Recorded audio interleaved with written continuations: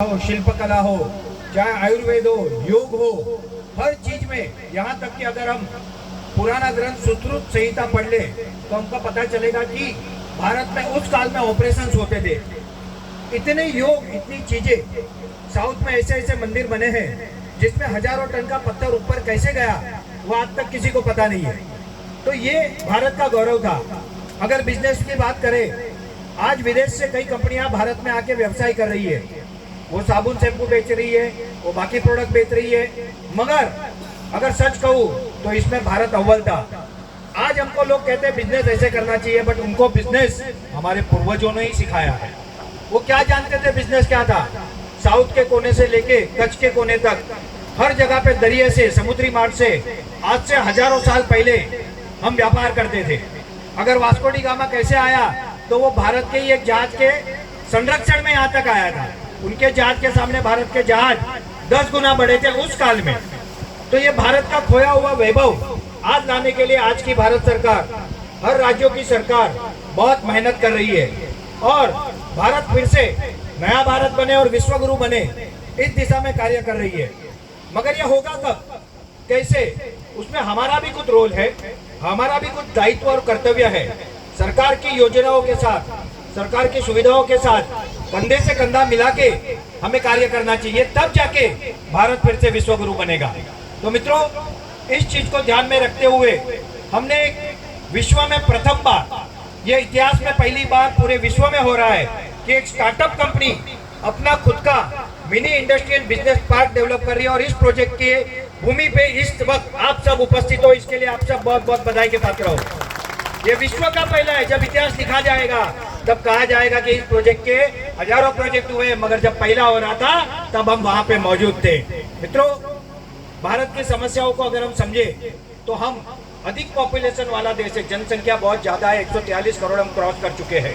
उसमें से लगभग 60 करोड़ से अधिक युवा है जो 35 साल से कम उम्र के हैं। इनको क्या चाहिए? इनको रोजगार चाहिए। दूसरी अगर हम बात करें तो माइग्रेशन, यानी गाँवों को छेड़ के शहरों की तरफ जाना। तो इसका अगर कोई सॉल्यूशन करना हो तो हर गांवों में, हर ग्रामीण भाग में उद्योगों का, रोजगार का निर्माण करना। किसानों की समस्या का बात करें तो किसान आज खेती कम करते हैं क्योंकि उनको उसमें कोई आमदनी नहीं होती। पर्यावरण की बात करें तो आज जो हम ईंधन और बाकी केमिकल की दुनिया में जी रहे हैं, इसलिए पर्यावरण का संतुलन भी बिगड़ गया है। ग्लोबल वार्मिंग के ऊपर सारी दुनिया के 192 देशों ने पेरिस एग्रीमेंट साइन किया, जिसमें भारत ने भी किया है। इसके अलावा अगर हम बात करें खाने की, तो हम क्या खा रहे हैं वो हमको पता ही नहीं है। माँ बच्चे को देती है दूध, कहती है दूध तेरे लिए अच्छा है, मगर दूध है कि वो जहर है वो हमें पता ही नहीं है, क्योंकि वो इतनी मिलावट वाला, इतने केमिकल वाला आ गया है। फल खाए तो केमिकल, अन्न खाए तो केमिकल, जिए सांस ले तो प्रदूषण, अगर हम सूर्य प्रकाश ले तो प्रदूषण, पानी पिए तो प्रदूषण। ये सारे सॉल्यूशन का अगर कोई समाधान करना हो तो इसको वायबल प्रैक्टिकल सॉल्यूशन चाहिए जो लोगों को सच में करने में आसानी हो। अगर हम सोशल सर्विस की बात करें तो सोशल सर्विस से ये दूर नहीं हो सकता, कुछ हद तक होगा, ज्यादा नहीं होगा। इसलिए एक इसका बिजनेस मॉडल हमने बनाया और उस मॉडल का नाम है मिनी इंडस्ट्रियल बिजनेस पार्क। इस फैक्ट्री में बायोमास, जो किसानों का खेत का वेस्ट होता है जिसे पराली कहते हैं, या फिर एक विशिष्ट प्रकार का घास हम उगाते हैं जिसे कहते हैं नेपियर घास, हाथी घास। इन घास के द्वारा बायोमास ब्रिकेट और बायोमास पैलेट, जिसे बायोकोल भी कहा जाता है, जो आज के फॉसिल यानी काले कोयले जो जमीन से निकालते हैं उसका ऑप्शन है। आज भारत में 70% बिजली काले कोयले से बनती है और उसमें से कार्बन डाइऑक्साइड निकलता है, CO2 इमिशन होता है और प्रदूषण में बढ़ावा होता है। ये कोल का रिप्लेसमेंट ये बायोमास से बना हुआ कोल है, जिसकी यहाँ पे फैक्ट्री लग रही है, जिसके मशीन आ चुके हैं। हम संतों को भी मशीन दिखाएंगे अभी, और आपको भी वहाँ पे तिलक करने हैं, तो आप सब भी देखेंगे, आप फोटो भी निकालोगे वहाँ पे। ये मशीन के द्वारा प्रेस करके, प्रोसेस करके उसमें से जो पैलेट और ब्रिकेट बनते हैं, ये जो आज का काला कोयला है उसका 100% रिप्लेसमेंट है। और भारत सरकार ने एक नीति बनाई है जिसको कहते हैं समर्थ मिशन। इसके अंतर्गत भारत देश के हर थर्मल पावर प्लांट को गवर्नमेंट के कंपल्सन है कि उनके रिक्वायरमेंट के कोयले का 10% बायोकोल उनको उपयोग करना ही है। और ये आज भी कोई नहीं दे पा रहा है क्योंकि ये लाखों करोड़ों टन पर डे की रिक्वायरमेंट है। इसके बाद अगर हम बात करें टॉरिफाइड कोल यानी काला कोयला, वो भी इसी से बन सकता है। और हमारी जमीन की आज फलद्रुपता यानी जो उपज की क्षमता है वो केमिकल के उपयोग कर करके खत्म हो चुकी है। उस क्षमता को बढ़ाने के लिए एक्टिवेटेड कार्बन ये भी यहीं से बनेगा, इस फैक्ट्री से बनेगा। ये फैक्ट्री अपने आप में एक अनोखी है और इसमें एक पहली बार विश्व में ऐसा मशीन डेवलप हो रहा है जो मुझे प्राउड होता है, मुझे गर्व होता है कहते हुए कि एसएसके भारत निर्माण और नीलासन के द्वारा संयुक्त रूप से मशीन डेवलप किया गया है जो नेपियर ग्रास को 80% मॉइस्चर से without dryer, without heating directly 10% पे लाएगा। ये इतिहास बनने जा रहा है यहाँ पे मित्रों। ये मशीन भारत और दुनिया में अगर कोई देगा तो ये हम देंगे, हमारे परिवार के द्वारा जाएगा। इसके अलावा हम दूध पी रहे, भैंस का पी रहे, जर्सी गाय का पी रहे। कई शास्त्रों में लिखा है क्या जर्सी गाय या भैंस का दूध पियो? शास्त्रों में लिखा है गाय का दूध पियो, देसी गाय का दूध पियो, क्योंकि वो अमृत तुल्य है। आज की जो जर्सी गाय है उसका जो प्रोटीन होता है वो प्रोटीन डाइजेस्ट नहीं होता और इसीलिए लोगों को अलग अलग बीमारी, जिसमें प्रमुख रूप से डायबिटीज होता है। ये हमको पता ही नहीं, हम सब बोलते हैं हमको डायबिटीज हो गया, डायबिटीज हो गया। मैं यहाँ पे दावे के साथ कहता हूँ आज की जर्सी गाय के दूध ज्यादा जो पीते होंगे उसमें डायबिटीज का प्रमाण ज्यादा होगा। तो इसका सॉल्यूशन क्या? इसका सॉल्यूशन है देसी गाय के दूध और दूध के उत्पाद। मगर हम सब जानते हैं कि देसी गाय के दूध में उतना आउटपुट नहीं आता और इसलिए लोग उससे दूर जा रहे हैं। पहली बार हमने एक कॉन्सेप्ट बनाया है, इसी जगह पे 50 देसी गाय की डेयरी बन रही है और वो दूध नहीं, दूध के प्रोडक्ट यानी दही, पनीर, मक्खन, छाछ, लस्सी, घी, फ्लेवर्ड मिल्क और देसी गाय के दूध की बनी हुई पहली बार आइसक्रीम, ये एसएसके भारत देसी डेयरी फार्म, और जिसका स्लोगन है हमारे महाराष्ट्र में अभी सरकार ने एक स्लोगन दिया है, राजमाता, गाय को राजमाता का दर्जा दिया है। तो राजमाता देसी गाय के अमृत तुल्य दूध के बने हुए उत्पाद जो एसएसके भारत डेयरी देसी डेयरी फार्म के द्वारा पूरे देश में दिए जाएंगे। धीरे धीरे ऐसे हजारों फार्म हम खोलेंगे और उसमें से वो प्रोडक्ट बना के उसकी पूरी इकोसिस्टम हम बना रहे हैं। ये भी नवंबर एंड तक यहाँ पे शुरू हो जाएगा।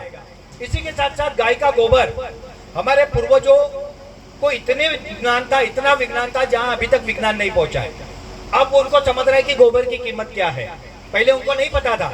तो देसी गाय के गोबर, मगर अब मैं बताऊं ये गोबर सिर्फ फर्टिलाइजर के लिए, खाद के लिए नहीं रहा है। अब इससे बहुत अच्छी गुणवत्ता का रंग यानी कलर यानी पेंट बनता है।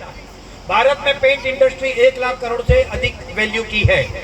अगर इस इंडस्ट्री को हम गोबर से रिप्लेस करें, जो प्राकृतिक पेंट भारत सरकार के मंत्री श्री नितिन गडकरी जी द्वारा यहाँ पे लॉन्च किया गया है भारत में, जिसका खादी ग्रामोद्योग जयपुर में ट्रेनिंग दिया जाता है। और मुझे यहाँ पे बहुत खुशी होती है महाराज जी ये बताते हुए कि नितिन गडकरी जी के बहुत करीबी 2 व्यक्ति, एक हमारे नितिन गडकरी जी के मित्र एवं एग्रीकल्चर एडवाइजर रियाज सैयद जी यहाँ पे पधारे। रियाज सैयद जी का बहुत दिल से मैं स्वागत करता हूँ। राष्ट्रीय स्वयं सेवक संघ से 40 साल से जुड़े हुए रियाज भाई, और रियाज भाई नितिन गडकरी जी के एकदम करीबी है। उसी के साथ साथ नेशनल हाईवे अथॉरिटी के सदस्य, जिनका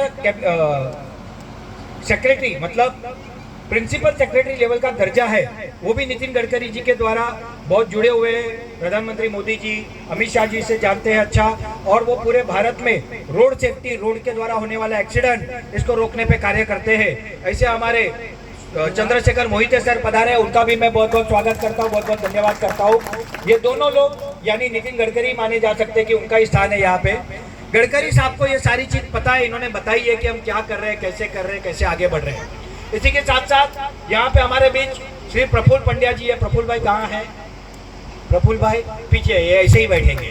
प्रफुल्ल भाई पंड्या जी लगभग 45 साल से प्रधानमंत्री नरेंद्र मोदी जी के बहुत करीबी मित्र रहे हैं।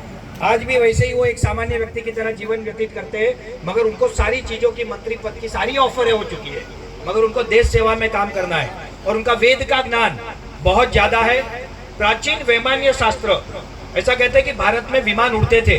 वो विमान कैसे उड़ते थे? जब मैंने उनसे चर्चा की तो मुझे पता चला कि वो पारे का विज्ञान था। पारे को ईंधन के रूप में उपयोग किया जाता था, वो जलता भी था और फिर आ भी जाता था, रिसाइकलेबल था।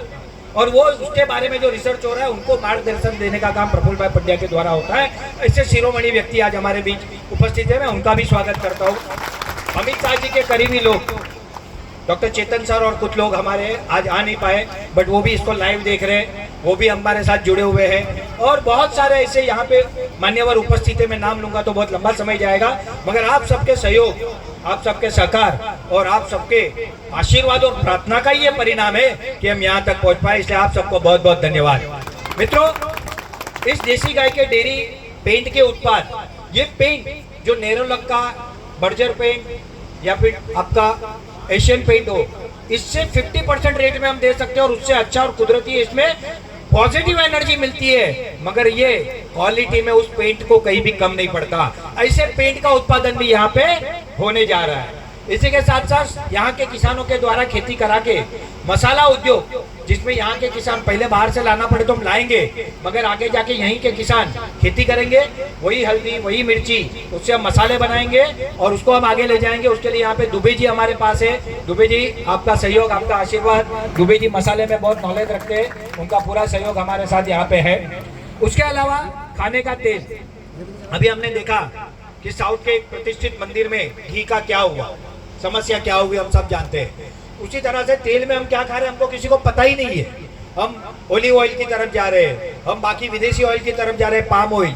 ये ऑयल भारतीय लोगों के लिए बना ही नहीं, ये ऑयल हमारे डीएनए को सूट होता ही नहीं है, मगर हमको पता ही नहीं है तो खा रहे हैं। तो हमारे लिए क्या है? अगर उत्तर प्रदेश की बात करें तो सरसों का ऑयल, सरसों तेल, गुजरात की बात करें तो सिंगदाना तेल। इस तरह से जो भारतीय धान के भारतीय ऑयल है, ऑयल सीड, तिल का तेल, ये हमारे देश का प्रमुख तेल है और यही हमको खाना चाहिए। तो उसका एक प्रोसेसिंग यूनिट, और आज जो प्रदूषण हो रहा है उसमें एक प्रमुख कारण है प्लास्टिक।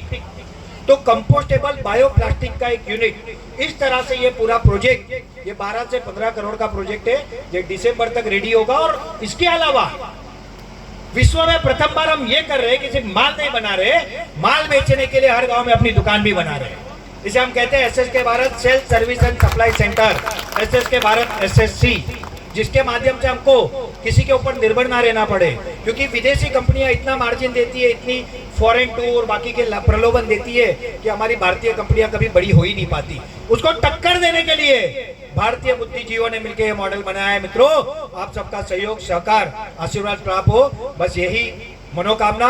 बहुत बहुत धन्यवाद। जय हिंद, जय भारत, शुभम भवतु सर्वदा। तो मैं